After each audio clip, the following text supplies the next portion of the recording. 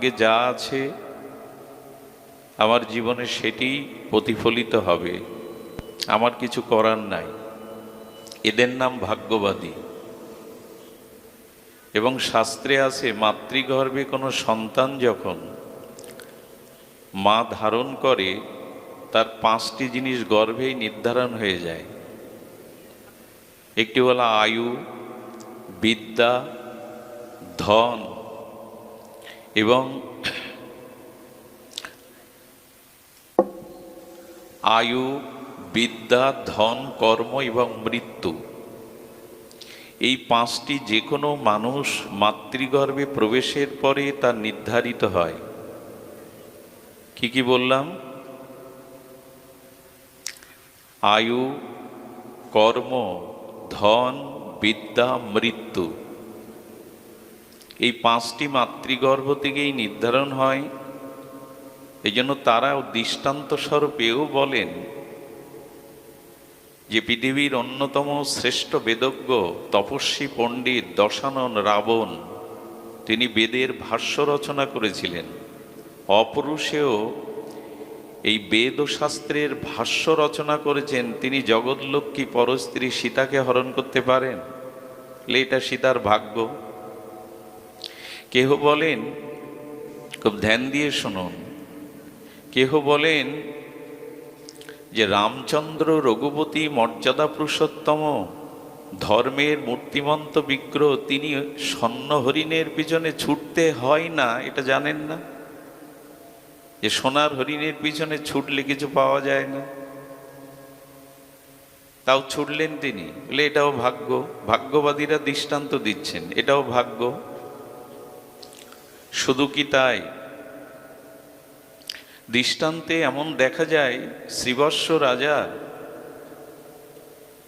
তিনি গ্রহরাজ শনির কোপে পড়ে পোড়া মাছ ধুতে গিয়ে লাফিয়ে গেল। এও ভাগ্য। ভাগ্যে নাই তো পোড়া মাছও লাফিয়ে যাবে। ভাগ্যবাদীদের বক্তব্য এরকম। এবং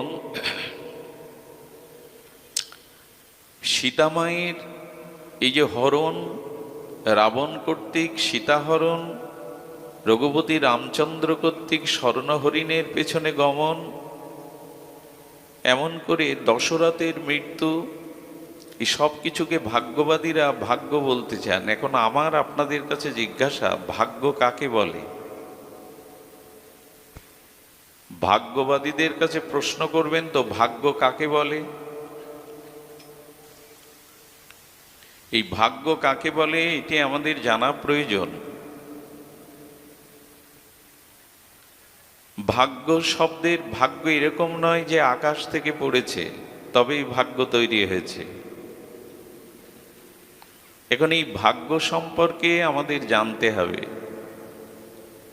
ভাগ্য নামক এই তত্ত্বের অনুসন্ধান করে আমাদের আচার্য ঋষিরা জানতে হবে। তবে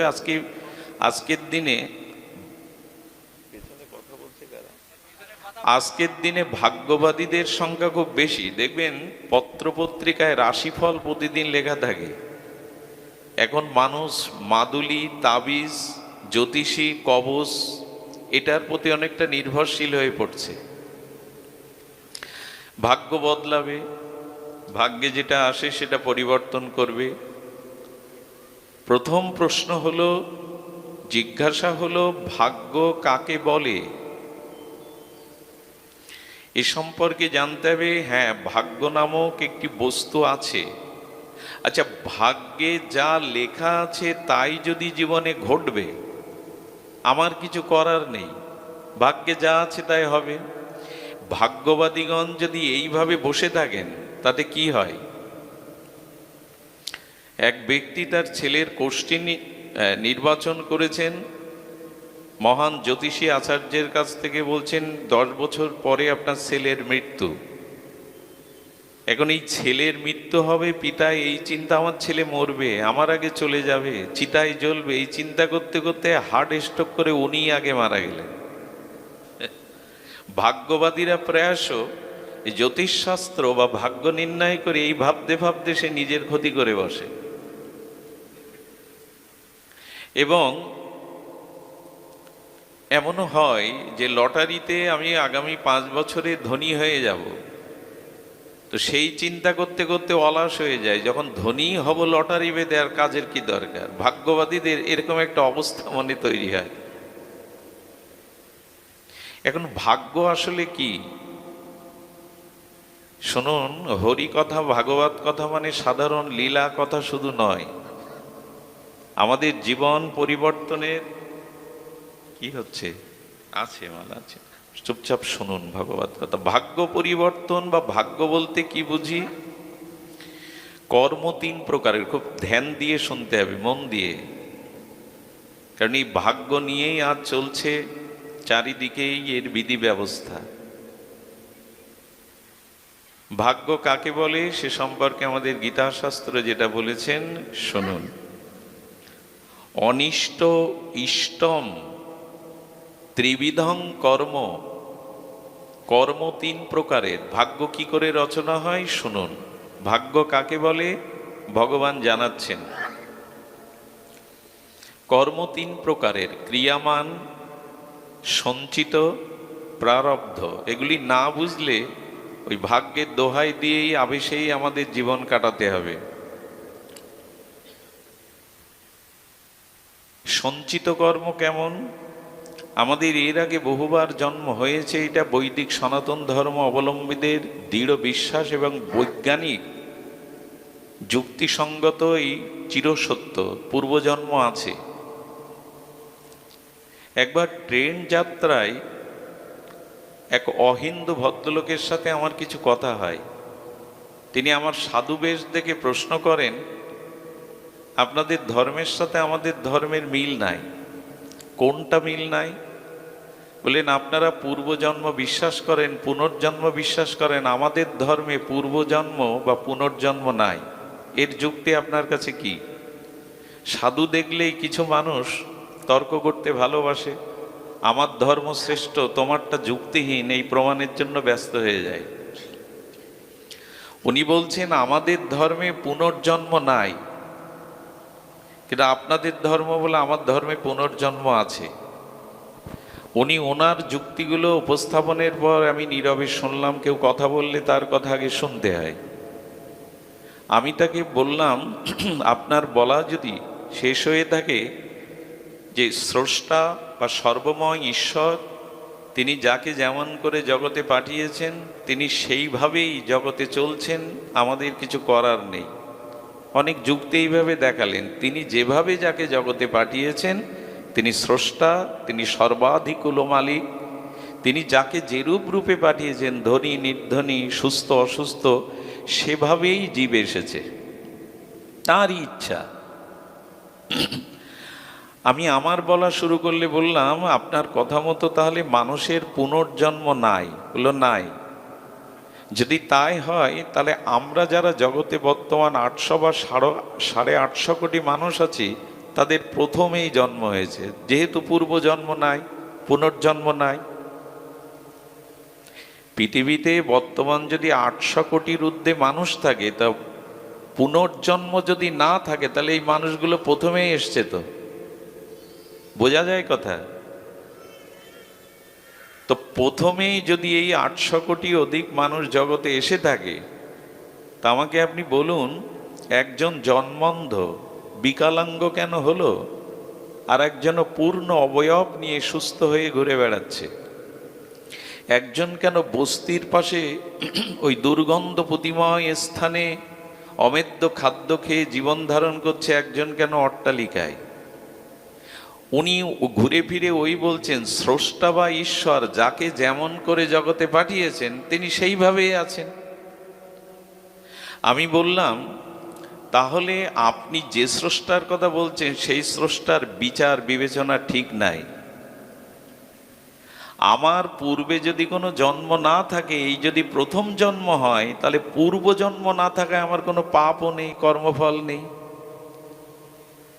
আমি যদি এই প্রথম জন্ম গ্রহণ করে থাকি, পূর্ব জন্ম বলে কিছু না থাকে, পুনর্জন্ম, তাহলে তো আমার পাপই নাই। জগতে আসিনি তো পাপ করব কোথায়? তো পাপ নেই, কুকর্ম নেই, তো ঈশ্বর একজনের প্রতি নির্দয় হলেন, আর একজনের প্রতি সদয় হলেন, এটা কি ঈশ্বরের বিবেচনার বিষয় হতে পারে, দয়ার বিষয় হতে পারে?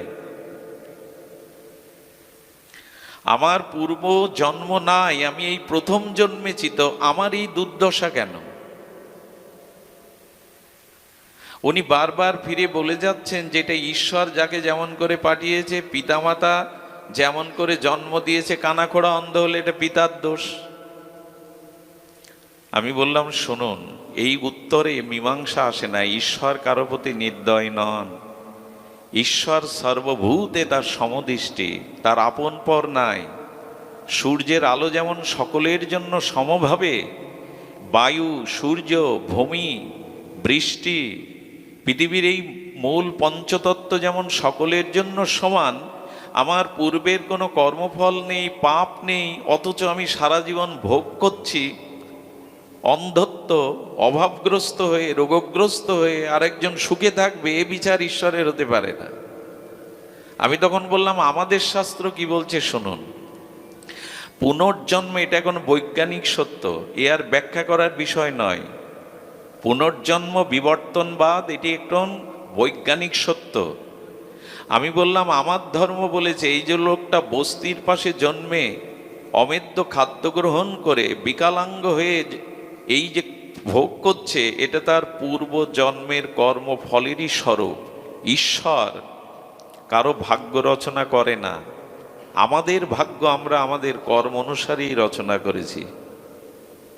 কেউ যদি বলে আমার ভাগ্য ঈশ্বর রচনা করেছে, ঈশ্বর এমন পক্ষপাতিত্ব দুষ্ট নন যে আমার ভাগ্যে অভাবই দেবেন, বঞ্চনায় দেবেন, কষ্টই দেবেন, অন্ধ করে পাঠাবেন, এরকম বিবেচনা তার থাকতে পারে না।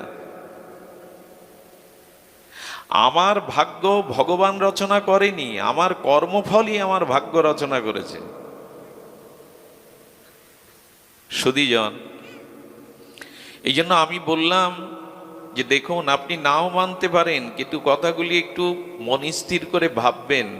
পূর্ব যদি কোনো কর্মফল না থাকে, পাপ না থাকে, তবে ঈশ্বরের দুনিয়ায় এইভাবে বিপরীত আমাদের অবস্থান হতে পারে না। কেউ সুখী, কেউ দুঃখী হবে। এই জগৎটা কর্মফলের জগৎ, কর্মময় জগৎ। এখানে কর্মফল ভোগের জন্য আসা। যদিও তর্ক করা উচিত নয়, আমি আমারটা জানালাম, এটার উত্তর তাদের কাছে নাই। সুধীজন, ধর্ম তর্কের বিষয় নয়, এটি বিশ্বাসের বিষয়, শ্রদ্ধার বিষয়। আমি বললাম শুধু আমার সনাতন ধর্মের মানুষ এটা বিশ্বাস করে আমাদের পুনর্জন্ম আছে। গীতায় স্বয়ং ভগবান বলছেন বহুমেবে ব্যতীতানি জন্মানি তাবর্জুন। ভগবান শ্রীকৃষ্ণ বলছেন অর্জুন, তুমি আমি বহুবার এ জগতে জন্মগ্রহণ করেছি, মায়ার দ্বারা তোমার সে স্মৃতি নাই। ভগবানের কথা উপেক্ষা করবেন? উপেক্ষা করার কিছু নাই। এবং আমাদের পুনর্জন্ম শাস্ত্র সম্মত। সুধীজন, এখন ভাগ্য নিয়ে বলছিলাম। কর্ম তিন প্রকারের। একটি হলো সঞ্চিত, আমি পূর্ব জন্মে যেরূপ কর্ম করেছি, অনুকূল বা প্রতিকূল, সৎ বা অসৎ, সেই অনন্ত জন্মের অনন্ত কর্মফলগুলো ভগবান সাক্ষী স্বরূপ লিপিবদ্ধ করে রেখেছেন, সঞ্চিত করে রেখেছেন। এর নাম সঞ্চিত কর্ম। আমি যখন মাতৃজঠরে আসি, তখন অনন্ত জন্মের কর্মফল যুক্ত সঞ্চিত কর্মের এক বিন্দু আমার সাথে আসে, আর তাই ভোগ করি আমি জগতে এসে। সবটুকু এক জন্মে ভোগ আমরা করতে পারবো না।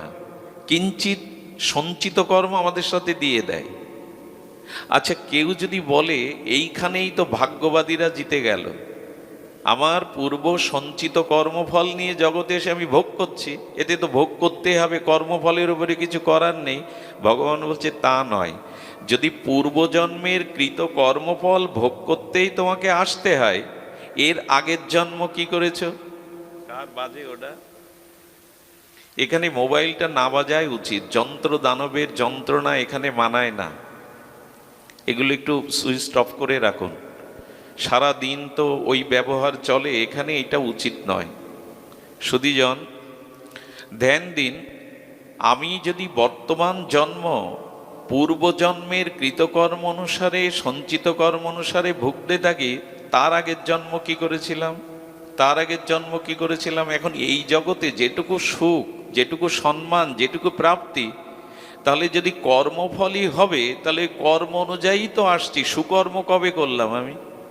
ভগবান বলছেন না, সঞ্চিত কর্মের পরে আরেকটি কর্ম আছে, এটা খুব ধ্যান দিয়ে শুনতে হবে, ক্রিয়ামান কর্ম। আচ্ছা, এই মুহূর্তে আপনি আপনার সমস্ত ইন্দ্রিয়, মনোবুদ্ধি, বৃত্তি দ্বারা যে কর্মটা এই মুহূর্তে করছেন এর নাম ক্রিয়ামান কর্ম। এই ক্রিয়ামান কর্মটা ভাগ্যের উপরে নয়। ভাগ্য যেটি নিয়ে এসছেন সেটা কম বেশি আপনাকে ভুগতে হবে, এড়াতে পারবেন না। এখন যদি ওই কর্মফল ভোগের জন্যই এসে থাকি তাহলে উদ্ধার কোনো কালে হবে না। এই কর্মফল ভোগ করতে করতেই অনন্ত জীবন, অনন্ত কল্প চলে যাবে। মুক্তি হবে কিসে? বলে বর্তমান এই মুহূর্ত কর্মটা তোমাকে একটা স্বাতন্ত্র স্বাধীনতা ভগবান দিয়েছেন। এই বর্তমান সময়টা যদি তুমি সৎকর্ম, ঈশ্বর কর্ম, জীবের কল্যাণার্থে নিবেদিত কর্ম করো, তাহলে এই নূতন কর্মের দ্বারা তুমি নিজের উদ্ধার করতে পারো। এর নাম ক্রিয়ামান কর্ম। আচ্ছা, এই মুহূর্তে আপনি পারেন এখান থেকে উঠে গিয়ে কুসঙ্গে, কুরঙ্গে যেতে। আপনি এখন টিভির সামনে, আপনি নেটের সামনে, আপনি বন্ধু বান্ধবদের সাথে আড্ডা নেশা করতে পারেন। আবার আপনি এখানে এসে এখন ভাগবত সঙ্গে, সাধু সঙ্গে শ্রবণ কীর্তনও করতে পারেন। এই যে বিচার, এই বিচারটা, বিবেকটা ঈশ্বর এই বর্তমান ক্রিয়াকর্মের জন্য, আপনার উদ্ধারের জন্য, কর্মফল থেকে মুক্তির জন্য এই একটা সুযোগ আপনাকে দিয়েছে, একমাত্র মানুষকে, অন্য প্রাণীকে দেয়নি।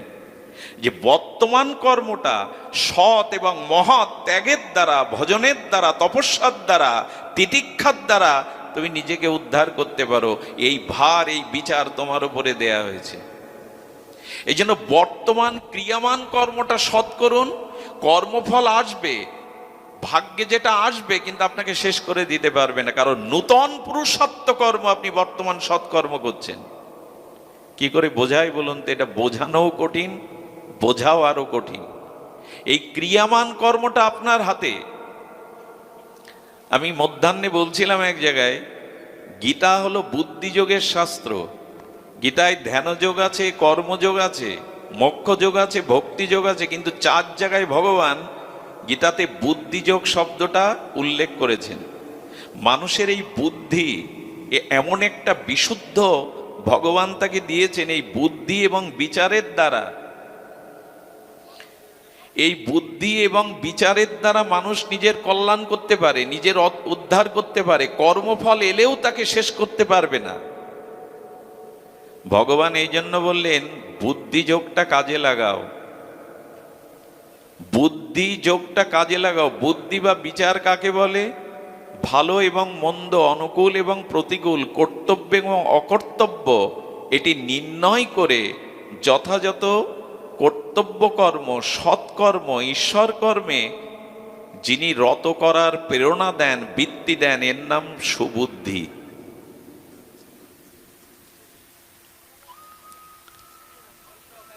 এর নাম সুবুদ্ধি। মোবাইল তো বাজবেই। ভগবান শ্রীকৃষ্ণ শয়নে, স্বপনে, জাগরণে, স্নানে সবসময় বাঁশি রাখতেন, বাঁশি ছাড়তেন না। ঘুমানোর সময় যশোদা দেখতেন ওনার কোমরে বাঁশি আছে। কেন আমরাও একটা জিনিস রাখি এখন, শয়নে, স্বপনে, জাগরণে, বালিশের মধ্যে, বুকের মধ্যে।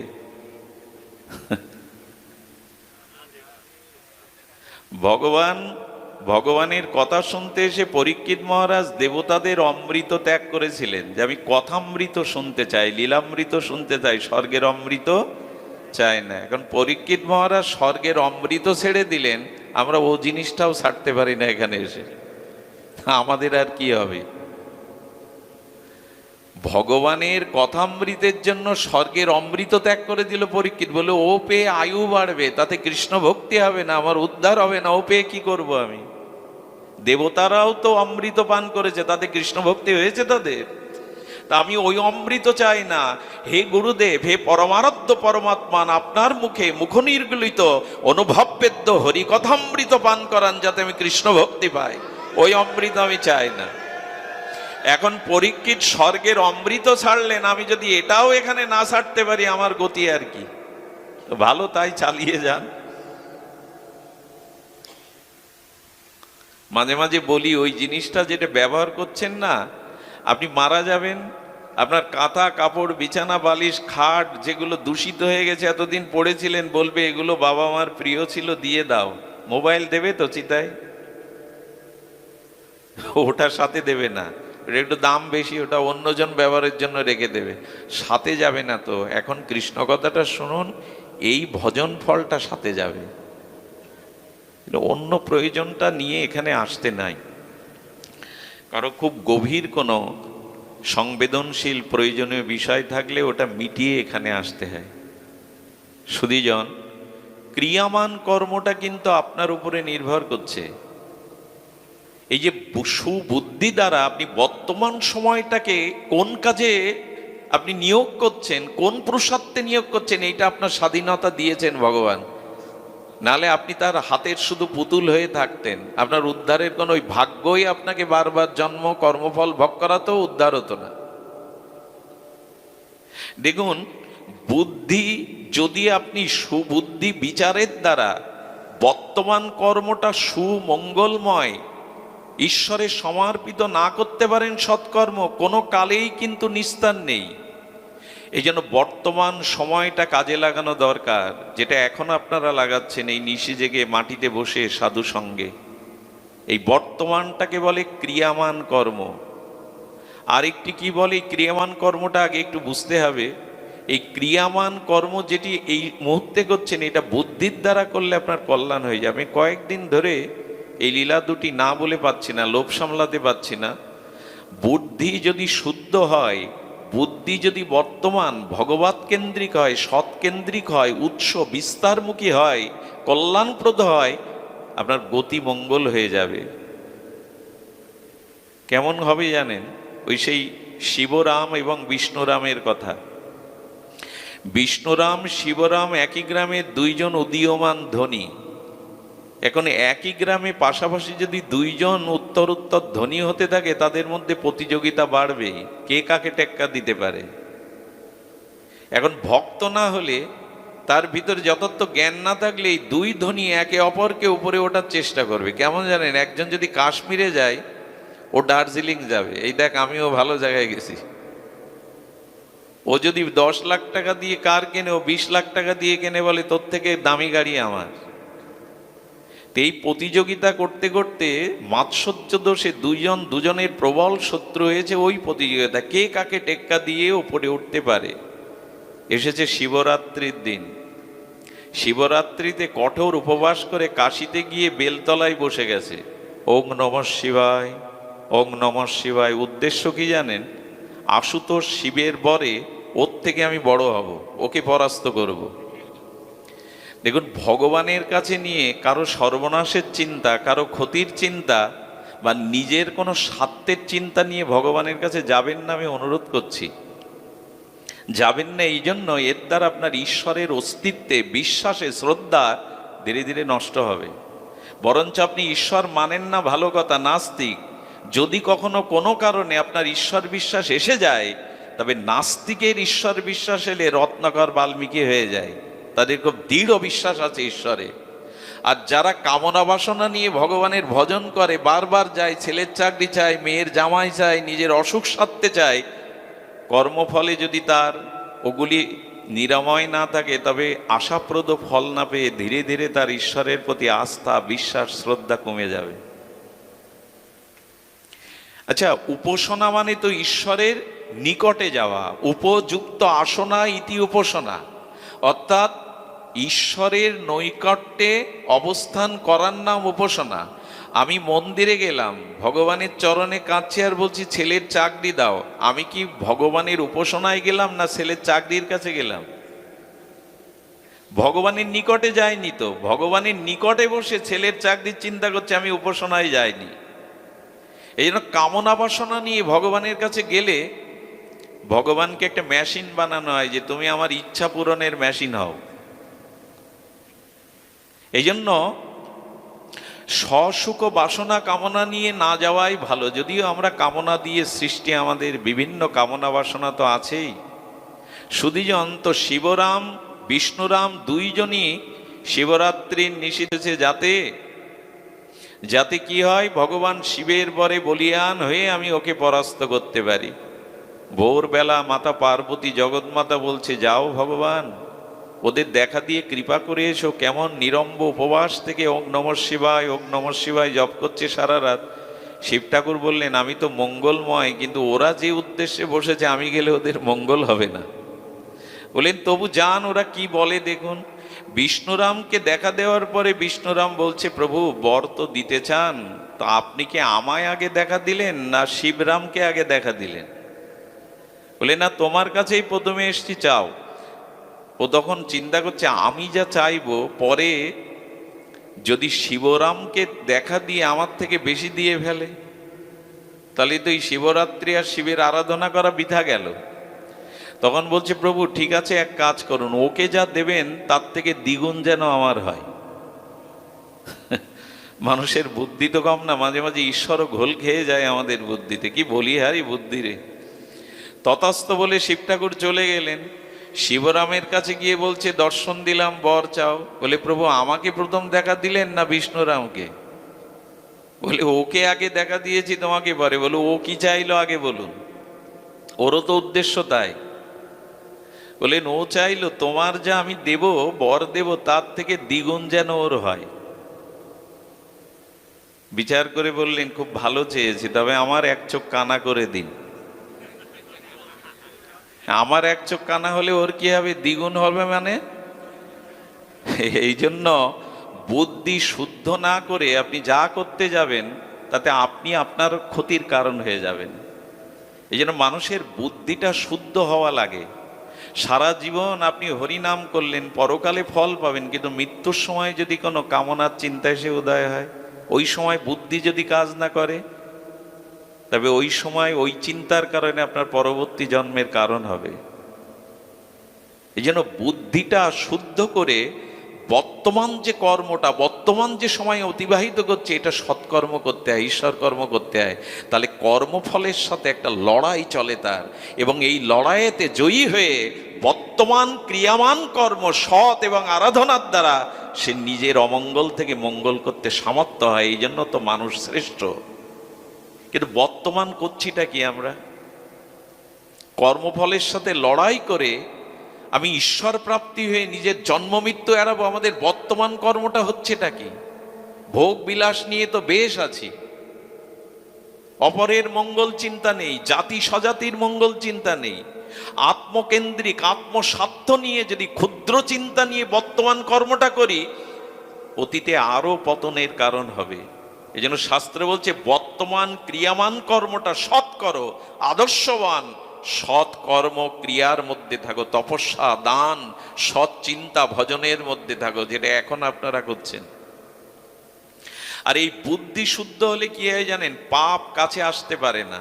এই দেখুন, এখন আপনারা ভাগবতে এসছেন, কোন সুদীর্ঘ সময় থেকে অপেক্ষা করছেন, 3 ঘন্টা আসতে লাগলো, পথ পরিক্রমা, পথটা ভালো না, তা আপনারা বহুক্ষণ ধরে অপেক্ষা করছেন, এবং এখানে নারী পুরুষ সকলে একসাথে বসেছে। এটা এখনকারও বুদ্ধি অশুদ্ধ চিন্তা করার ক্ষমতা হারিয়ে ফেলেছে। নারী পুরুষ তো এখানে একসাথে, কারো মনে কোনো বিকার আসছে না। এর একটাই কারণ, আপনার বুদ্ধিটা এখন শুদ্ধ হয়ে গেছে। বুদ্ধি যার যেমন, বুদ্ধি যদি অশুদ্ধ হয় আপনি এড়াতে পারবেন না, আপনার কর্মফল, আপনার পতন আপনি এড়াতে পারবেন না। আর বুদ্ধি যদি শুদ্ধ হয়, বর্তমানে আগামী দিনের উজ্জ্বলতম ভবিষ্যৎ অপেক্ষা করছে আপনার জন্য। বুদ্ধি শুদ্ধ করতে হবে। এই জন্য গীতাতে বুদ্ধি যোগের কথা ভগবান বলেছেন। তবে বুদ্ধি শুদ্ধ এমনি এমনি হবে না, সে পন্থাও ভগবান জানিয়েছেন। তেষাং সতত যুক্তানাম ভজতাম প্রীতিপূর্বকম দদামি বুদ্ধি যোগাম। দেখুন, টাকা রোজগার করার বুদ্ধি, মানুষ ঠকানোর বুদ্ধি, কৌশল বুদ্ধি, এটা মানুষ নিজের বিদ্যা শিক্ষা এবং তার নিজের চিন্তা চেতনা দিয়ে করতে পারে। কিন্তু নিজের জন্ম মৃত্যুকে এড়ানোর, ঈশ্বর লাভের, আত্মকল্যাণ করার বুদ্ধি ভজন ছাড়া, শ্রী গুরু কৃপা ছাড়া ঈশ্বরের পূর্ণ আশীর্বাদ ছাড়া সুবুদ্ধি কেউ পায় না। আপনি টাকা কামাই করার বুদ্ধি পেতে পারেন, বড় বিদ্বান হওয়ার বুদ্ধি পেতে পারেন, বড় নেতা হওয়ার বুদ্ধি আপনার মাথায় থাকতে পারে, এগুলো পেতে পারেন, কিন্তু ঈশ্বর লাভ, নিজের আত্মকল্যাণের যে সুবুদ্ধি, এটা ভগবানের ভজন থাকে ছাড়া আসে না, গুরু কৃপা ছাড়া আসে না। এই জন্য কেন মানুষকে ঈশ্বরের শরণাপন্ন হতে হবে, কেন সৎসঙ্গ করতে হবে, কেন ভাগবত শ্রবণ করতে হবে, তার একটাই কারণ, দদামি বুদ্ধি জগম। গোবিন্দ বললেন, উদ্ধারের বুদ্ধিটা আমি দেই, শুভ বুদ্ধিটা আমি প্রেরণ করি তোমার হৃদয়ে, এই জন্য আমার স্মরণে এসো। এটা হলো ক্রিয়ামান কর্ম। এইটা কাজে লাগালে আপনি নিজের কল্যাণ করতে সমর্থ। আর বাকি থাকলো, যারা ভাগ্যের কথা বলে, ভাগ্য কিন্তু একটা আছে, এটাকে অস্বীকার শাস্ত্র করেনি, সেটি হলো প্রারব্ধ। একটা হলো সঞ্চিত, যেটা অনন্ত জন্মের কর্ম ভগবান সাক্ষী রূপে সঞ্চয় করে রেখেছেন, আর সেই সঞ্চয়ের কিঞ্চিত মাতৃজঠরে ভাগ্য করে দিয়েছেন, আমি তাই ভোগ করছি, আমার ইচ্ছা মতো কিছুই হয় না। আর ওই যে সঞ্চিত কর্ম যখন ফলদানের জন্য কর্মফল রূপে অনুকূল প্রতিকূল সুখ দুঃখ রূপে আমার সামনে এসে উপস্থিত হয়, এর নাম প্রারব্ধ। এই প্রারব্ধকে কেউ খণ্ডাতে পারে না। ভাগ্যর পরিবর্তন সম্ভব, কিন্তু প্রারব্ধে যেটা আছে সেটা খণ্ডাতে পারে না। ভীষ্মদেব সরসজ্জায় শায়িত, শ্রীকৃষ্ণ সম্মুখে বলেন, আমি ইচ্ছা মৃত্যুধারী দেবব্রত ভীষ্ম, আমার গত 100 জন্মে কোনো পাপ নাই। আপনি বলতে পারেন, কেশব হে পুরুষোত্তম, আমি শান্তি পাচ্ছি না কেন মনে? গোবিন্দ বললেন, 100 জন্ম পূর্বে তোমার পাপটা তুমি এখন অনুভব করতে, এই স্মৃতিতে তোমার নাই। 100 জন্ম পূর্বে রাস্তায় যেতে যেতে সরীসৃপ জাতীয় একটা প্রাণী তোমার পা জড়িয়ে যায়, তুমি খুব ক্রূর ভাবে, হিংসুক ভাবে তাকে লাথি মেরে ওই কাটার গাছের উপরে ছুঁড়ে ফেলে দিয়েছিলে। ওইখানে দীর্ঘ 15টা দিন যন্ত্রণা কাতর হয়ে সে মরে। ওর মর্মবেদনা, ওর মনকষ্টটা আর সরসজ্জায় তুমি উপলব্ধি করছো। গঙ্গায় স্নান করলে পাপ ধরায়, আর গঙ্গার গর্ভে জন্মেছিলেন ভীষ্ম, অথচ 100 জন্ম পরে ওই অশান্তিটা তার চিত্তে দেখা দিল। কর্মফল ছেড়ে দেবে? কর্মফল ছেড়ে দেবে না। এই জন্য শাস্ত্রে বলছে, প্রারব্ধ যেটা তোমার জীবনে আসবে দুঃখ হয়ে, জরা ব্যাধি হয়ে, কষ্ট হয়ে, কিন্তু বর্তমান ক্রিয়াকর্ম যদি যথার্থ করতে পারো, একটা লড়াই চলবে তার সাথে, হেরে তুমি যাবে না। এই জন্য মানুষের বর্তমান কর্মটা ভগবৎ কর্ম হওয়া লাগে। এই মুহূর্তে আপনাদের চিত্তে যে শুদ্ধ বুদ্ধি বিচার কাজ করছে, এটি হলো সৎকর্ম, সৎ বিচার, এটি হলো ক্রিয়ামান পুরুষত্ব কর্ম। সুধীবৃন্দ, এই জন্য যারা ভক্ত হয় তাদের জীবনে দেখবেন দুঃখ আছে, কষ্ট আছে, যন্ত্রণা আছে, কিন্তু বর্তমান ক্রিয়ামান কর্মের দ্বারা ভজন সাধন সাধুসঙ্গ করে তারা কি বলে জানেন? প্রভু, আমি এইটুকু বুঝেছি, আমার আঙুলে যদি একটা গ্যাংগ্রিন হয়, আচ্ছা আপনি কি করেন? ডাক্তারকে গিয়ে ফি দিয়ে, টাকা দিয়ে অনুরোধ করে এই আঙুলটা কেটে বাদ দেওয়ার জন্য ব্যস্ত হন। আঙুল কেউ কাটে? নিজের অঙ্গের একটা অঙ্গ কেটে টাকার জন্য টাকা দেব, তাকে প্রশংসা করব, তার কাছে গিয়ে বলবো আঙুলটা কেটে দিন। কেন জানেন? আপনার বুদ্ধিতে এইটা এসেছে যে এই গ্যাংগ্রিন যুক্ত অঙ্গুলিটা যদি অপারেশন করে বাদ দিই, পুরো শরীরটা বেঁচে যাবে। এই জন্য পুরো শরীরটা বাঁচবার জন্য ওইটুকু আপনাকে স্বীকার করতে হয়। আপনি হাসি মুখে স্বীকার করে নেন। তেমনি যিনি ভগবানের ভজন করেন, বর্তমান সময়টা সুবুদ্ধি বিচারের দ্বারা, ন্যায়, সৎ, আদর্শ, দয়া, তপস্যার দ্বারা কর্ম করেন, এই কর্ম করতে করতে, ভজন করতে করতে তার জীবনে যদি ওই প্রারব্ধ ভাগ্যের দরুন কোনো কর্মফল আসে, তখন সে ঈশ্বরকে বলতে চায়, প্রভু ভোগটা হয়ে যাক। এই ধৈর্যটা, এই সহনশীলতাটা, এই ভাগ্যের সাথে লড়াই করবার মতো একটা সুপুরুষার্থ বুদ্ধি এর মধ্যে ভগবানই দেন। আসুক, আমারই কর্মফল শোধ হয়ে যাক। আঙুলটা যেমন কেটে দিয়ে আসলেন, এই জন্য বর্তমান কর্মটা ভজন করতে হবে, তাহলে ওটাকে একটু লড়াই করার প্রেরণা পাবেন। আমার কর্ম যা আছে তা ভোগ হয়ে যাক, আমি এর জন্য তোমাকে জানাবো না প্রভু, আমার কোনো জন্মের কর্মফলটা ক্ষয় হয়ে যাক। এই সুবুদ্ধিটা, এই ধৈর্যটা, দেখুন মানুষের জীবনে ভজনের দ্বারা ধৈর্য আসে, আর ধৈর্যটা হলো আমাদের ভেতরকার শক্তি। এই জীবনে যার ধৈর্য শক্তি নাই, সে তার কোথাও শান্তির কোনো ঠিকানা এ জগতে সে পাবেই না। মানুষকে ভগবান বিচারের দ্বারা, ভজনের দ্বারা ধৈর্যশীল, প্রহ্লাদকে কম অত্যাচার করলো তার পিতা, হাসি মুখে মেনে নিচ্ছে। এই শক্তি কোথায় পায়? এইটুকু ভালো, ভগবানের ভজনের দ্বারা এই বুদ্ধি আসে, আমাকে মেনে নিতে হবে। এর মধ্যেও সে মঙ্গল দেখছে। বলে কি মঙ্গল? বলে দেখো, আমাকে যখন ওরা মানে সমুদ্রে ফেলে দিচ্ছে, তখন আমার মনে হচ্ছে আমার ভগবান তো সমুদ্রের মধ্যেই, আর সমুদ্রের মধ্যেই ভগবান, মানে সমুদ্রের জলে ভগবানের অভিষেক হয়েছে, আমি ভগবানের অভিষেকের চরণামৃত পেতে যাচ্ছি। ভাবা যায়? অগ্নির মধ্যে যখন দিচ্ছে, ভাবছে অগ্নিতেই তো আমার ভগবান। অগ্নি ভগবানকে, ভগবানের মুখের দ্বারা অগ্নি ব্রাহ্মণের সৃষ্টি, যেটা ভগবানের মুখেই যাচ্ছে, আমি এই উপলব্ধি করছি।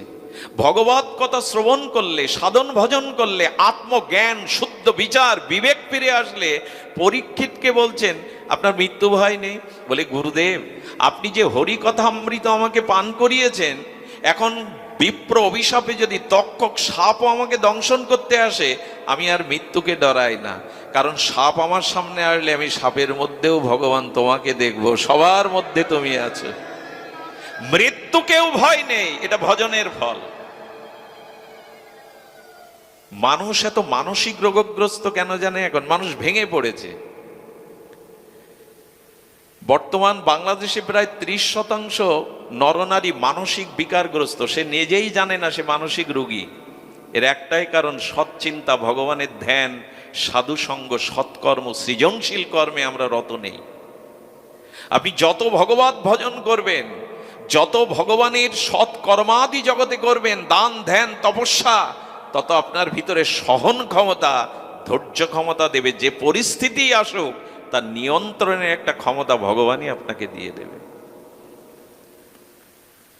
এই জন্য ভাগ্যের দোহাই দিয়ে যেন বর্তমান সময়টা অলসে না কাটায়। আমরা অনেকেই ভাগ্যবাদী হয়ে পড়ে রয়েছি, যা করার তিনি করেন, ভাগ্যে যা আছে তাই হবে। এটা ভক্তের কথা না, এটা ভজনশীল সাধকের কথা না। আসুক বিপদ, আসুক সংকট, তোমার নাম নিয়ে আমি তার সামনে দাঁড়াবো, বলবো এসো আমার প্রারব্ধটা ভুগে নিয়ে যাও। আর ভগবানের কাছ থেকে তারা কি আশা করে জানেন? সারা রাত সন্তানটা একটা ফোড়ার কারণে যন্ত্রণায় কাতরেছে, সকালবেলা উঠে প্রতিবেশিনীকে নিয়ে মা বলে ওর হাত পাটা চেপে ধরো। ওই ফোড়াটা মা যখন গালতে যায়, চিৎকার করে অবুঝ সন্তান ভুল বোঝে, মা আমাকে কত যন্ত্রণা দিচ্ছে, কত কষ্ট দিচ্ছে। এই মা না রাক্ষসী? সন্তানের বোধ, বুদ্ধি, চেতনা এখনো বুঝতে পারার মতো উন্নত হয়নি যে মা আমার নিরাময়ের জন্য, মা আমার ব্যথা কমানোর জন্য এই ব্যথাটা দিচ্ছে। আসলে মার উদ্দেশ্য কি? সন্তানকে ব্যথা দেওয়া? মার উদ্দেশ্য ব্যথাটা থেকে নিষ্কৃতি দেওয়া।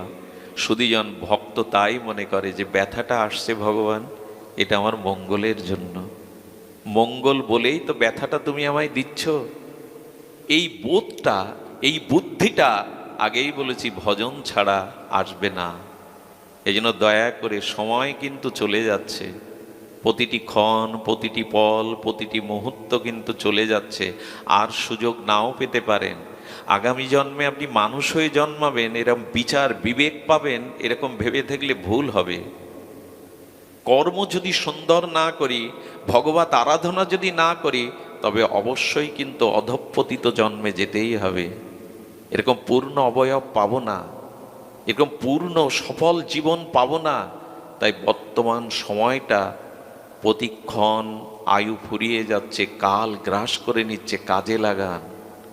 কাজে না লাগালে কিন্তু আগামী জন্মে এই সুযোগ পাবো না। শুকর কুকুরে জন্মাতে হতে পারে, তীর্যক জনিতে জন্মাতে হতে পারে। কি করার আছে তখন আমার? আমি যদি এর পরের জন্মে রেল বস্তিতে জন্মাই, ওই ঝুপড়ির মধ্যে, অমেধ্য গন্ধ মলমূত্রের মধ্যে কি করার আছে আমার? ভগবান আমাকে উন্নত পরিবারে দিয়েছেন, বিদ্যা দিয়েছেন, শিক্ষা দিয়েছেন, পূর্ণ অবয়ব জ্ঞান শক্তি দিয়েছেন। আপনি নাও পেতে পারেন, কারণ ভজন না করলে আগামী জন্ম অধঃপতিত হতেই হবে। ন ভজন্ত তথা অধঃপতস্ধি। ভাগবত বললেন, বিবেক পেয়ে, জ্ঞান পেয়ে, সাধু পেয়ে, শাস্ত্র পেয়ে যদি নিজের উদ্ধার নিজে না চেষ্টা করো, আগামী জন্মে তোমাকে অধঃপতিত হতেই হবে, নিচুকুলে যেতে হবে, তীর্যকজনিতে যেতে হতে পারে। এই হিসাব আমাদের কাছে, এই চিন্তা আমাদের কই? দিন তো ভালোই যাচ্ছে কেটে, ভালো যাচ্ছে না। এই জন্য বর্তমান ক্রিয়াকর্মটি আমাদের সৎ হওয়া একান্ত প্রয়োজন। সুধীবৃন্দ, এই জন্য ভগবানের এই ভাগ্যের উপরে দোহাই দিয়ে ভাগ্যবাদীদের দলে ভিড়ে এভাবে শোভে দেবেন না। নিজের পুরুষত্ব, নিজের চেষ্টা, ক্রিয়ামান কর্মকে যথাযথ রূপে রূপ দিন। মানুষ তার ভাগ্য বদলাতে পারে, প্রারব্ধ ক্ষয় করতে পারে না। গান্ধারীর মতো একজন এত বড় বিদূষিনী নারী, তিনিও কৃষ্ণকে বলছেন 50 জন্ম আমার পাপ নেই, শতপুত্রের শোক কেন পেতে হবে? সবাই জানেন, ভগবান স্মরণ করিয়ে দিল, 50 জন্ম পর্যন্ত তোমার স্মৃতিশক্তি আছে, তার আগের জন্ম তোমার জানা নেই গান্ধারী। তোমার কর্মফলই তোমাকে পেতে হচ্ছে, এখানে আমার কোনো ভূমিকা নাই। সুধীবৃন্দ, ধৈর্য যদি থাকে, সৎ বুদ্ধি যদি গুরু কৃপায় ভজন মহিমায় নিতে পারেন, কি হয় জানেন? আচ্ছা, সোনা সজ্জনার সাধু বারবার ভেঙে গেলেও আবার গড়ে। এটা সন্ত কবিরের কথা। আচ্ছা, সোনা আপনি 10 খণ্ড করেন, আবার একত্রিত করা যাবে কিনা গলিয়ে? আচ্ছা, একটা 100 টাকার নোট মাঝখান থেকে ছিঁড়ে ফেললেন, কোটি কোটি করে ফেললেন, 5-10 খণ্ড করলেন, ওটা চালাতে পারবেন না। কিন্তু সোনা যদি 1 ভরি 10 খণ্ড করেন, চলবে কিনা? চলবে। এ কথা বলবার অভিপ্রায় হলো এই যে দেখুন, ধৈর্য যদি থাকে, বর্তমান কর্ম যদি ভজন সাধন ত্যাগ তিতিক্ষায় থাকে, তাহলে কি হবে? বলছেন যে সাধু যারা, সজ্জন যারা, সোনা এগুলো বারবার ভাঙলে তারা আবার নিজেকে গড়তে পারে। সাধুর বিপদ আসে না এমন নয়, সাধুর জীবনে কলঙ্ক আসে না, অপমান আসে না এমন নাই, কিন্তু তিনি শেষ হয়ে যান না, আবার উঠে দাঁড়ান, আবার তিনি নিজেকে জয় করেন। কিন্তু কুমোর, দুর্জন আর মাটির পোড়া ভাণ্ড এ একবার ভেঙে গেলে, আচ্ছা মাটিতে যে ভাণ্ড কলসি তৈরি হলো, ওটা চাকে পোড়ালো, ওর পর ভেঙে গেলে আবার গড়া যাবে তো? ওই দিয়ে গড়া যাবে তো? তেমন দুর্জন যারা, দুষ্টবুদ্ধি যারা, দুর্জন যারা, এরা একবার ভাঙলে এরা নিজেকে গড়তে পারে না। তার সব থেকে বড় প্রমাণ দুর্যোধন। নিজেকে সংশোধন করতে পারলো বাবা? আচ্ছা, আমরা ভগবান ভগবান করছি, ভগবান শ্রীকৃষ্ণ একবার না কয়েকবার দুর্যোধনকে হিত উপদেশ দিতে গেছে, স্বয়ং ভগবান। দুর্যোধনের দুর্বুদ্ধি শোধরালো? দুর্জন কখনো গড়ে না।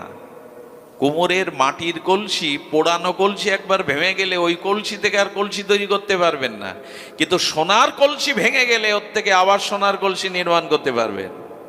সজ্জন ভগবৎজন বারবার ভেঙে গেলেও আবার উঠে দাঁড়ায়। নমে ভক্তা প্রণশ্যতি, আমার ভক্তের বিনাশ নাই, আবার উঠে দাঁড়ায় সে। কিন্তু দুর্জন, দুর্যোধন এবং মাটির পোড়া কলস ভেঙে গেলে আর গড়ে না, আর উঠে দাঁড়ায় না। দয়া করে এই জন্য দুর্জনের পাল্লায় পড়বেন না। আচ্ছা, একটা প্রশ্ন কাল থেকে আমার মাথায় ঘুরপাক করছে, এরকম আসরে বলা যায়?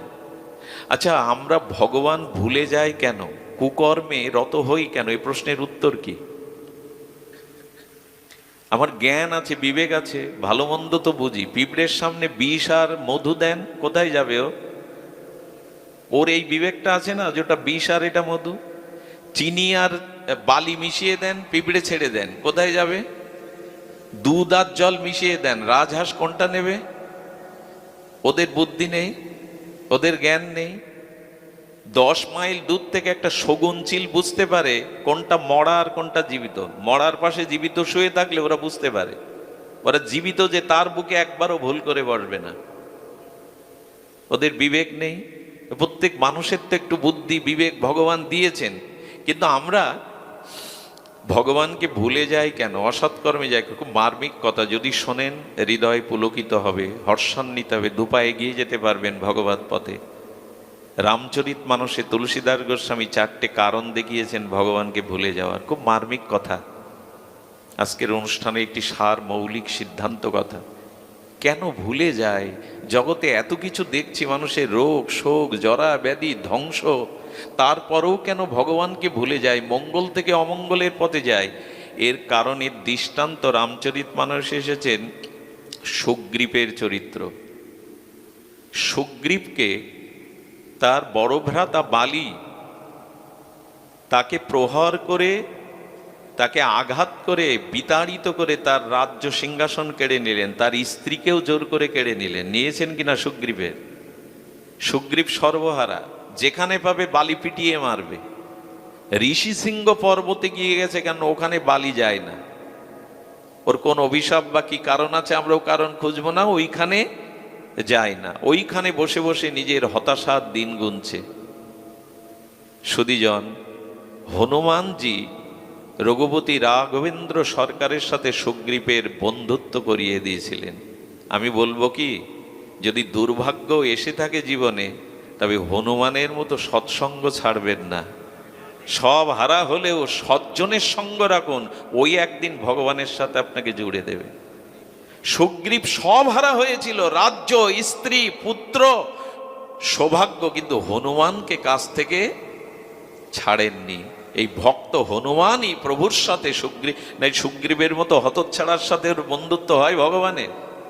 আচ্ছা, ভগবান সীতা উদ্ধারের মতো শক্তি সুগ্রীবের নাই, বালির আছে। কারণ বালির কাছে রাবণ বহুবার পরাস্ত হয়েছে, সেই বালিকে বধ করে তুমি সুগ্রীবকে বন্ধু করতে গেলে কেন? এর কারণ দেখুন, কারণ ভক্তের প্রতি ভগবানের বিশেষ দৃষ্টি থাকে। হনুমানের কারণে এত প্রিয় হয়েছিল সুগ্রীব। এই জন্য সব ছেড়ে চলে যাক, ভাগ্য সৌভাগ্য ছেড়ে চলে যাক, কিন্তু ভক্ত সঙ্গটা ছাড়বেন না। ওই একদিন আবার আপনাকে জুড়ে দেবে ভগবানের সাথে। এটাই সজ্জন বারবার ভেঙে যায়, সোনা বারবার ভেঙে যায়, আবার গড়ে। মাটির পোড়া কলস ভেঙে গেলে আর গড়ে না। দুর্জন কখনো গড়ে না, সজ্জন সাধুজনই গড়ে। সুধীজন, এই জন্য সুগ্রীবের সাথে বন্ধুত্ব করালেন। সুগ্রীবের বালিকে বধ করে সুগ্রীবের রাজ সিংহাসন দিলেন, রাজত্ব দিলেন, সম্পদ ফিরিয়ে দিলেন, তারা রূপে তার স্ত্রীকে ফিরিয়ে দিলেন। সর্বস্ব সিংহাসন দেওয়ার পরে আবেগে সুগ্রীব বলছে, প্রভু এত দয়ালু তুমি, এত কৃপা তোমার, সব ফিরিয়ে দিলে, রাজ্য, স্ত্রী, সম্পদ, পদমর্যাদা, আর আমাকে বুকে টেনে নিয়ে বন্ধুর মর্যাদা দিলে। সীতা উদ্ধার না হওয়া পর্যন্ত আমি ভালো করে ঘুমাবো না, আমার প্রতিটি নিঃশ্বাস প্রশ্বাস সীতা উদ্ধারে কাজে লাগবে। কিন্তু যেই রাজ্যের রাজা হলেন, 4 মাস আর রামের খোঁজই নেয়নি। নাচ গান রানী রাজ্য পেয়ে পুরো রামের কথা 4 মাসই তার মনে নাই।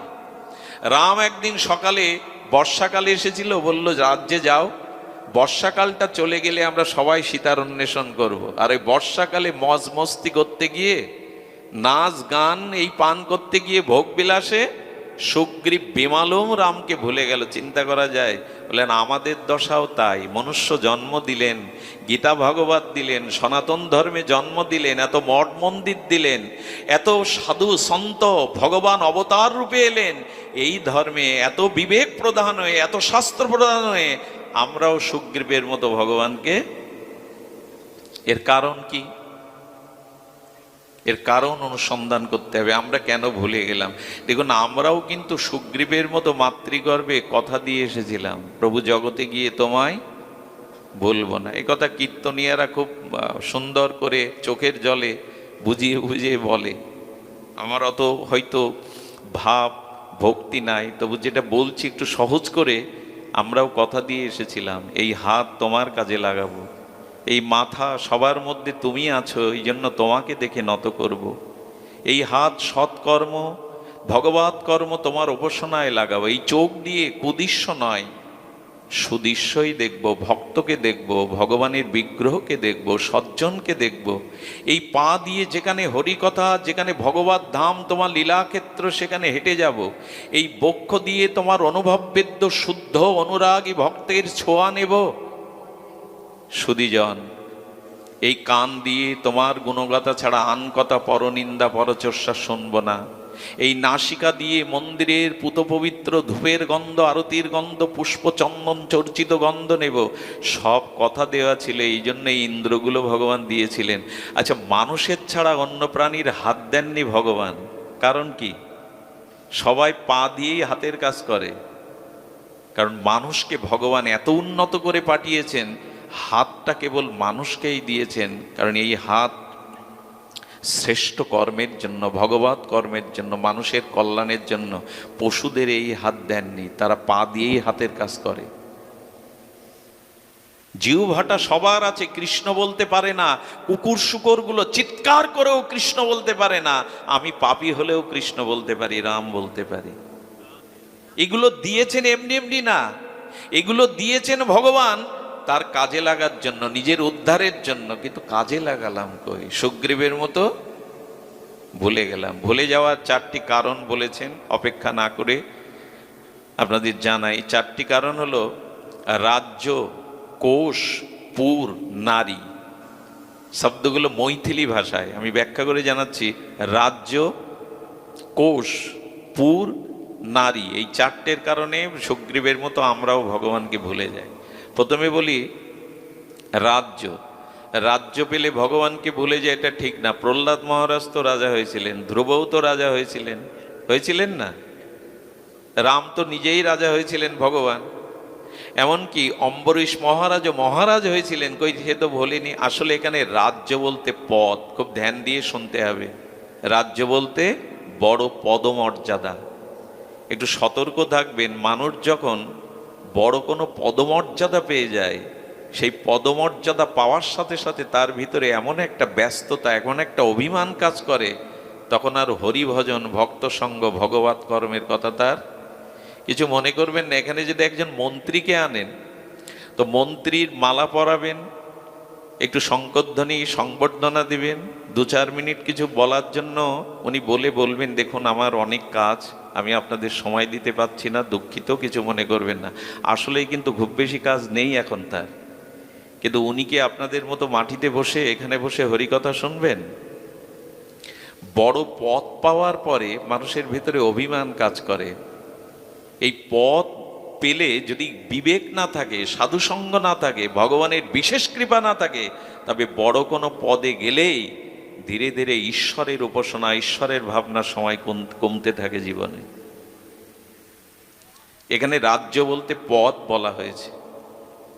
কিন্তু এই কথাগুলি কাদের জন্য? ওই যে বললাম, যাদের সৎসঙ্গ, সদ্গুরুদেবের কৃপা হয়নি, তারা যদি পদ পায়, এই পদমর্যাদায় ধীরে ধীরে ভুলতে থাকে, তখন নিজের ভিতরে অভিমান, বড়ত্ব চলে আসে। এটা চারিদিকে চোখ খোলা রাখলে দেখতে পাবেন, তবে সবার জন্য না। সুধীজন, এখানে জজ আছেন, এখানে প্রফেসরগণ আছেন আমার সামনে, তার বর্তমানে জজ।